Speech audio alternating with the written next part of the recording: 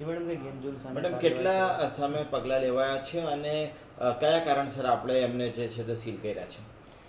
રાજકોટની જે ગંભીર ઘટના બની એની ગંભીરતાને ધ્યાનમાં રાખીને સુરત સિટીમાં પણ Surat police commissioner Shri, Surat municipal commissioner Shri અને જેટલી એક્સપર્ટ્સ ટીમ હોય એની જોઈન્ટલી ટીમો બનાવી અને છેલ્લા 2 દિવસથી સતત ચકાસણી કરવાનું ચાલી રહ્યું છે.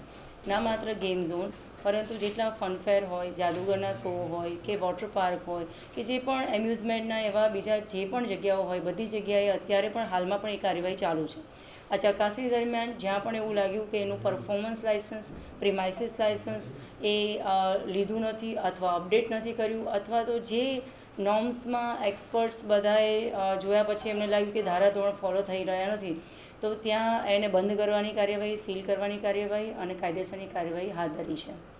મેડમ, જે પરવાનગી મળી નથી અથવા તેમણે પરમિશન લીધી નથી અથવા રિન્યૂ નથી કરાવ્યો, તો સંબંધિત જે અધિકારીઓ છે પોલીસ ખાતાના અથવા તો કોર્પોરેશનના, એમની સામે ગુનો દાખલ થશે કે નહીં આમાં? હાલમાં આપણે એની તપાસ આ પ્રાઇમરી લેવલે આપણે એને એફઆઈઆર દાખલ કરી છે. આઈપીસી 336 અને ગુજરાત પોલીસ એક્ટની 131 ક કલમ હેઠળ આપણે ગુના દાખલ કર્યા છે અને એની અંદર ફર્ધર તપાસમાં જે પણ નીકળશે, જેની પણ બેદરકારી હશે અથવા જેના લીધે આ ખામી હશે એ તમામને આવરી લેવાશે. મેડમ કયા કયા ગેમ ઝોનના સંચાલકો તેમાં ફર્યા છે?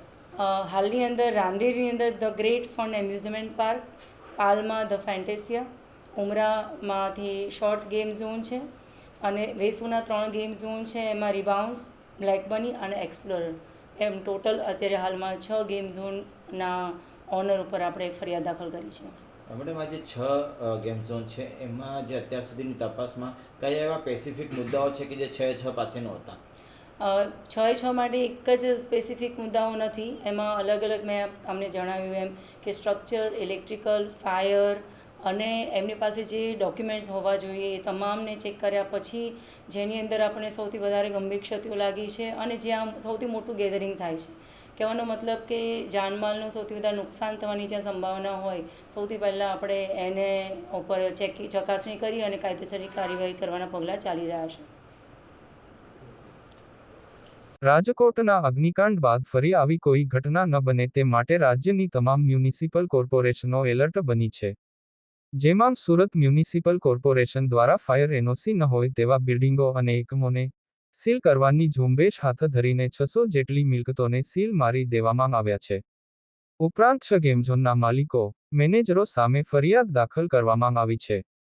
ઉલ્લેખનીય છે કે રાજકોટના અગ્નિકાંડ બાદ સુરત જિલ્લા કલેક્ટરની અધ્યક્ષતામાં બેઠકનું આયોજન કરવામાં આવ્યું હતું.